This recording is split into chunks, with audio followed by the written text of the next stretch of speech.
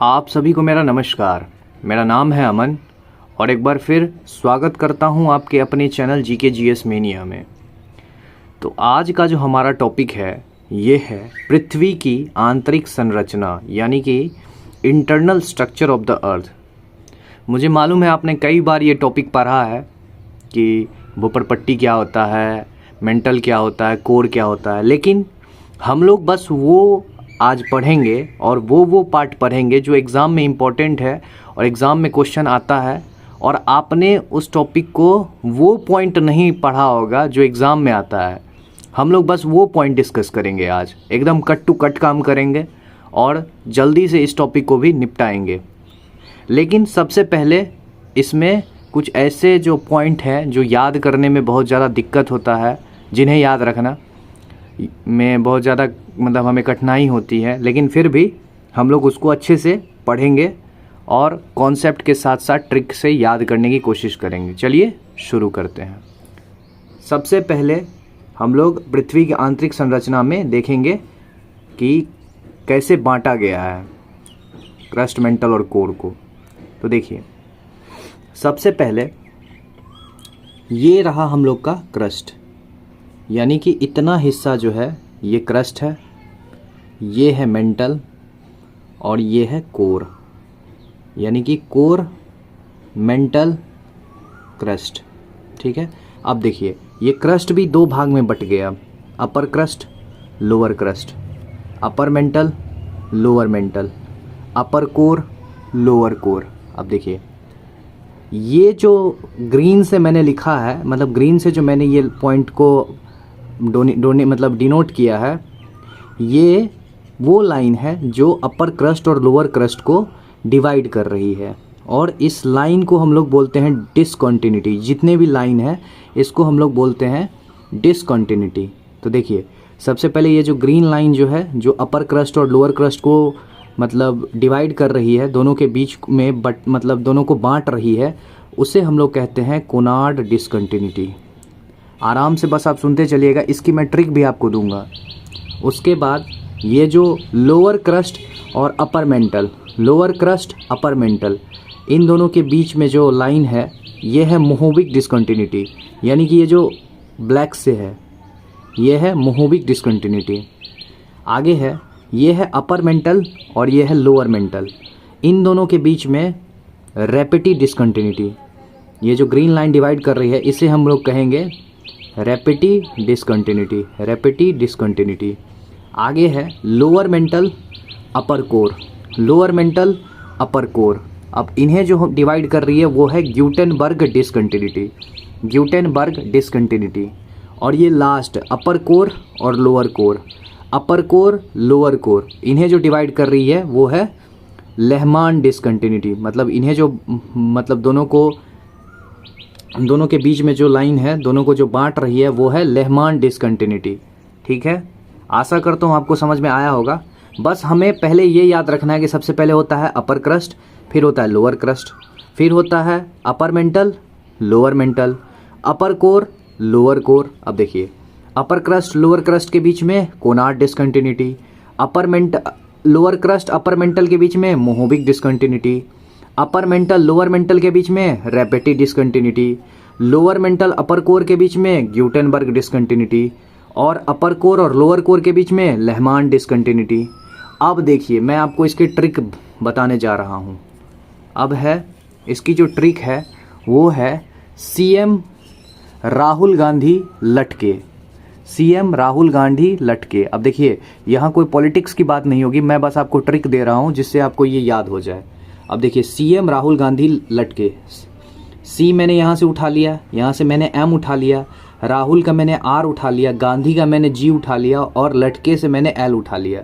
ठीक है। अब देखिए, इसी को मैंने कर दिया CMRGL। ठीक है। अब देखिए, सी से हो गया कोनार्ड डिसकंटिन्यूटी, सी से हो गया कोनार्ड डिसकंटिन्यूटी और ये अपर क्रस्ट और लोअर क्रस्ट। सबसे पहले क्या आता था? अपर क्रस्ट, फिर क्या आता था? Lower crust. तो अपर क्रस्ट लोअर क्रस्ट के बीच में कोनार्ड डिसकंटिन्यूटी यानी सी। ठीक है। अब देखिए, लोअर क्रस्ट के बाद फिर लोअर क्रस्ट अपर मेंटल, जहां खत्म वहीं से शुरू, लोअर क्रस्ट तो lower crust upper mantle, lower crust upper mantle के बीच में मोहोबिक डिसकंटिन्यूटी, CM, M से Mohorovicic discontinuity lower crust upper mantle के बीच में। आगे चलते हैं। अब है रेपेटी डिसकंटिन्यूटी, ठीक है, R से CM राहुल गांधी लटके, R से रेपेटी डिसकंटिन्यूटी। अब देखिए खत्म कहाँ हुआ था, अपर मेंटल पे, तो अपर मेंटल से शुरू होगा, अपर मेंटल लोअर मेंटल के बीच में रेपेटी डिसकंटिन्यूटी। आगे है lower mantle upper core, lower जहाँ खत्म हुआ वहीं से शुरू, लोअर मेंटल अपर कोर के बीच में ग्यूटेनबर्ग डिसकंटिन्यूटी। और लास्ट अपर कोर, जहाँ खत्म हुआ था अपर कोर पे वहीं से शुरू, अपर कोर और लोअर कोर के बीच में लेहमान डिसकंटिन्यूटी, लेहमान डिसकंटिन्यूटी। तो आशा करता हूँ ये आपको समझ में आया होगा। अब हम लोग आगे बढ़ते हैं और आगे चलते हैं। अब है हम लोग जो फैक्ट हम लोग डिस्कस कर रहे हैं, जो इजी है, जो आपको मेन कॉन्सेप्ट जानना था वो आप जान चुके, जो आपको याद रखना था, क्योंकि उससे क्वेश्चन आता है कि अपर मेंटल लोअर मेंटल को कौन सा लाइन डिवाइड करता है, लोअर कोर अपर कोर को कौन सा लाइन डिवाइड करता है। अब आप आराम से ट्रिक से सीख गए हैं, अब आप आराम से उसे टिक कर देंगे, मतलब उसके आंसर को ढूंढ लेंगे। चलिए अब आगे चलते हैं। एडवर्ड स्वेस नाम के एक वैज्ञानिक थे, उन्होंने ही कॉन्सेप्ट दिया है कि that the earth is divided into 3 part, यानी कि धरती को 3 भाग में बांटा गया है, धरती को 3 भाग में बांटा गया है। ये किसने बताया हमें? एडवर्ड स्वेस नाम के साइंटिस्ट, एडवर्ड स्वेस नाम के साइंटिस्ट ने। ठीक है, आगे चलते हैं। अब है पृथ्वी की आंतरिक संरचना के स्रोत, यानी कि sources of internal structure of the earth. अब देखिए इसके 2 मेन सोर्स होते हैं, एक है डायरेक्ट सोर्स और एक है इनडायरेक्ट सोर्स, डायरेक्ट और इनडायरेक्ट। डायरेक्ट सोर्स में क्या क्या आता है? ज्वालामुखीय उदार यानी कि वोल्केनिक इरप्शन और भूकंपीय तरंगे। आपसे एग्जाम में क्वेश्चन दे देगा, आपको बोलेगा कि डायरेक्ट सोर्स क्या क्या है, मतलब जो पृथ्वी की आंतरिक संरचना के, तो ऑप्शन दे देगा, तो उसमें हम लोग छांट लेंगे कि वोल्केनिक उदार यानी कि ज्वालामुखीय उदार और भूकंपीय तरंगे। इनडायरेक्ट सोर्स में क्या है? तापमान, घनत्व और दबाव, यानी कि टेम्परेचर, डेंसिटी और प्रेशर। आगे चलते हैं। अब है नोट। अब देखिए पृथ्वी के अंदर प्रत्येक यानी प्रति 32 मीटर की गहराई पर, हर 32 मीटर की गहराई पर, जैसे जैसे हम लोग मतलब अंदर जाएंगे धरती के अंदर, क्रस्ट के अंदर, कोर मेंटल ऐसे करते हुए, तो हर 32 मीटर की गहराई पर 1 डिग्री तापमान बढ़ जाता है। ठीक है, यानी कि समझ लीजिए कि अंदर कितना ज़्यादा टेम्परेचर होगा। आगे चलते हैं। एवरी 33 फीट यानी कि हर 33 फीट, यानी जो लगभग 10 मीटर के आसपास अगर हम लोग नीचे जाते हैं तो प्रेशर जो है वो भी 1 ATM से बढ़ जाता है, यानी कि 1 एटमॉस्फेरिक प्रेशर से बढ़ जाता है। ठीक है, आगे चलते हैं। अब हम लोग क्रस्ट, मेंटल और कोर को पढ़ने जा रहे हैं। सबसे पहले है क्रस्ट यानी कि भूपरपट्टी। पृथ्वी के सबसे ऊपरी भाग को भूपरपट्टी कहते हैं। ठीक है, ये आप लोग जानते ही होंगे। ठीक है, भूपरपट्टी की मोटाई महाद्वीपों यानी कॉन्टिनेंट और महासागरों के नीचे अलग अलग होती है। ठीक है, आगे चलते हैं। ये तो आप लोग आराम से आप लोग को मालूम ही होगा। ठीक है, महासागरों के नीचे भूपरपट्टी की औसत मोटाई 5 किलोमीटर तक होती है। ठीक है, 5 किलोमीटर तक होती है, जबकि महाद्वीपों के नीचे यानी कि कॉन्टिनेंट के नीचे इसकी औसत मोटाई 30 किलोमीटर तक होती है। अब तो ये जाहिर सी बात है, ओशियन में तो पानी ही है, तो पानी तो लैंड तो होगा नहीं, तो जब लैंड नहीं होगा तो थिकनेस भी थोड़ी कम होगी। ठीक है, तो 5 किलोमीटर महासागर में और महाद्वीपों यानी कॉन्टिनेंट में 30 किलोमीटर। ठीक है, आगे चलते हैं। भूपरपट्टी का निर्माण सिलिका व एल्युमिनियम से मिलकर हुआ है। भूपरपट्टी का जो निर्माण है वो सिलिका और एल्युमिनियम से मिलकर हुआ है, इसलिए इस परत को सियाल कहा जाता है। सियाल, SIAL, जिसमें कि SI मतलब होता है सिलिका, AL मतलब होता है एल्युमिनियम। ठीक है, आगे चलते हैं। क्रस्ट भाग का औसत घनत्व यानी एवरेज डेंसिटी जो है, एवरेज डेंसिटी कितना होता है? तो 2.7 ग्राम पर सेंटीमीटर क्यूब। ये एग्जाम में क्वेश्चन पूछता है अक्सर कि क्रस्ट यानी भूपरपट्टी का जो औसत घनत्व है यानी कि एवरेज डेंसिटी है वो 2.7 ग्राम पर सेंटीमीटर क्यूब है। ठीक है, क्रस्ट भाग की औसत गहराई 24 किलोमीटर तक है, 24 किलोमीटर तक फैली हुई है क्रस्ट भाग की औसत गहराई। अब देखिए इसका थिकनेस कहाँ है? तो मोर इन कॉन्टिनेंट। ठीक है, ज़्यादा कहाँ है? महादेश में, और डेंसिटी कहाँ है? ज़्यादा ओशियन में। ठीक है, ज़्यादा कहाँ है डेंसिटी? ओशियन में। और थिकनेस मोर इन कॉन्टिनेंट, ठीक है। अब देखिए कॉन्टिनेंट में क्यों थिकनेस ज़्यादा है? क्योंकि वहाँ पे लैंड पोर्शन ज़्यादा है, वाटर है यानी कि लैंड पोर्शन कम है, तो थिकनेस कहाँ ज़्यादा होगा? कॉन्टिनेंट में। वाटर तो पहले ही पानी, तो उसका आधा तो भाग ले लेगा पानी, तो वहाँ थिकनेस तो कम ही रहेगा, ठीक है। और डेंसिटी सबसे ज़्यादा ओशियन में यानी कि महासागर में। अब देखिए क्रस्ट के भी 3 लेयर में बांटा गया है, यानी क्रस्ट को 3 भागों में बांटा गया है, 3 इसके लेयर हैं।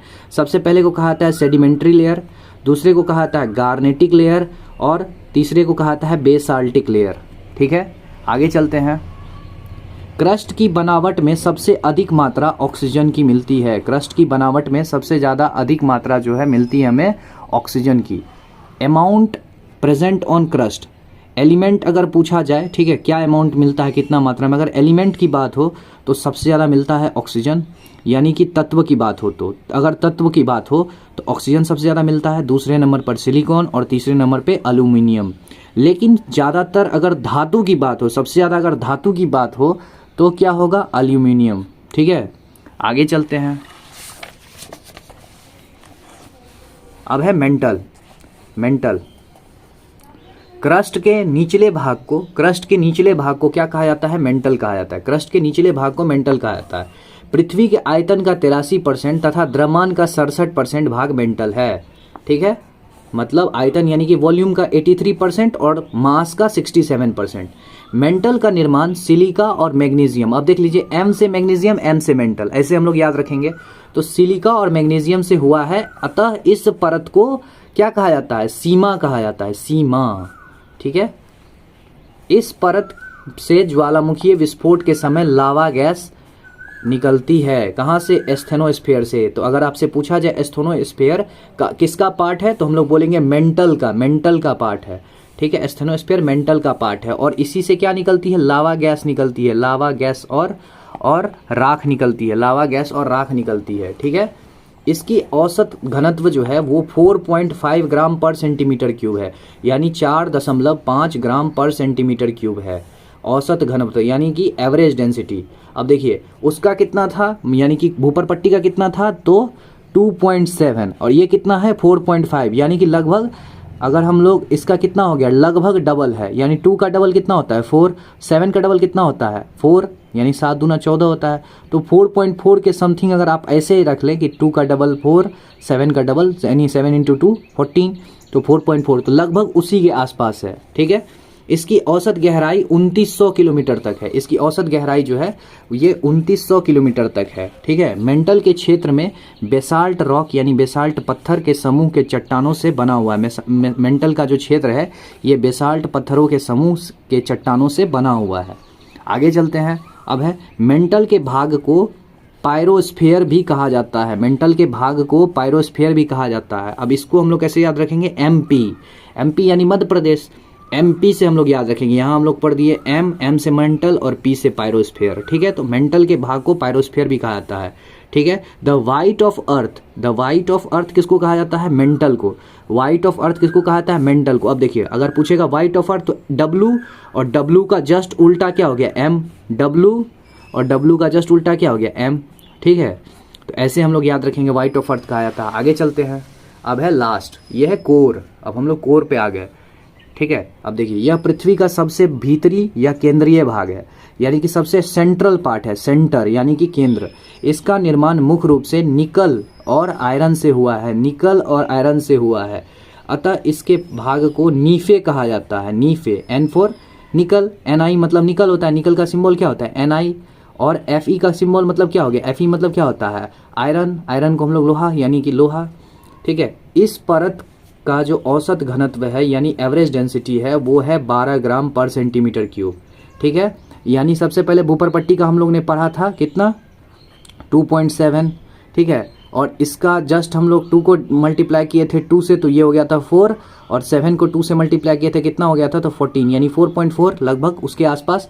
और देखिए 4 जो है ये है मेंटल का 4.4, और इसका जब हम लोग 3 गुना करेंगे तो लगभग 12 आ रहा है, यानी कि तीनों जो हैं ये डबल के आसपास आ रहे हैं, ठीक है। तो इस परत का जो औसत घनत्व है वो है 12 ग्राम पर सेंटीमीटर क्यूब। इस परत की औसत गहराई 2300 किलोमीटर है, 2300 किलोमीटर है, ठीक है। इस परत मतलब कोर्स को बैरिस्फीयर भी कहा जाता है। कोर को क्या कहा जाता है? बैरिस्फीयर। एग्जाम में आपसे क्वेश्चन दे देगा, पूछेगा बैरिस्फीयर इनमें से किसे कहा जाता है? Crust mantle core. तो हम लोग क्या बोलेंगे? कोर। अब देखिए कैसे याद रखेंगे, यहाँ आ रहा है बी, यहाँ आ रहा है सी। एक गाली होती है जिसका हम लोग शॉर्ट फॉर्म यूज करते हैं बीसी। बीसी आपको मालूम होगा, बीसी, ठीक है, आप लोग अक्सर यूज करते होंगे। ठीक है, आगे चलते हैं। आउटर कोर लेयर लिक्विड से बना रहता है। जो बाहरी परत है कोर का वो किससे बना रहता है? लिक्विड से, यानी द्रव से। ठीक है, और इनर कोर जो है ये क्या होता है? ये इलेक्ट्रिकली चार्ज होता है। इनर कोर क्या होता है? इलेक्ट्रिकली चार्ज होता है। मतलब कि हम इलेक्ट्रिकली चार्ज होता है, ये चार्ज होता है इनर कोर। यानी कि इलेक्ट्रॉन जो है वो फ्री घूमते रहते हैं हमेशा। ठीक है, आगे चलते हैं। पृथ्वी के आयतन का 16% है तथा द्रव्यमान का 32% है। पृथ्वी के आयतन का 16% है तथा द्रव्यमान का 32% है। सो हम लोग ने एक और चैप्टर को ख़त्म कर लिया जो था पृथ्वी की आंतरिक संरचना। अगर आपसे एग्जाम में क्वेश्चन आएगा तो इन्हीं में से आपको देखने को मिलेगा। So that's it for the video. आशा करता हूँ आपको ये वीडियो अच्छा लगा होगा, और अगर आपको ये वीडियो पसंद आया तो प्लीज़ एक लाइक ज़रूर कर दें, और चैनल पे नए हैं तो प्लीज़ सब्सक्राइब कर दें, और कमेंट करके ये ज़रूर बताएं, एक प्यारा सा कमेंट करके, कि आपको वीडियो कैसा लगा। सो मिलते हैं गाइज नेक्स्ट वीडियो में। Hope you guys like it. See you guys in the next video and thank you.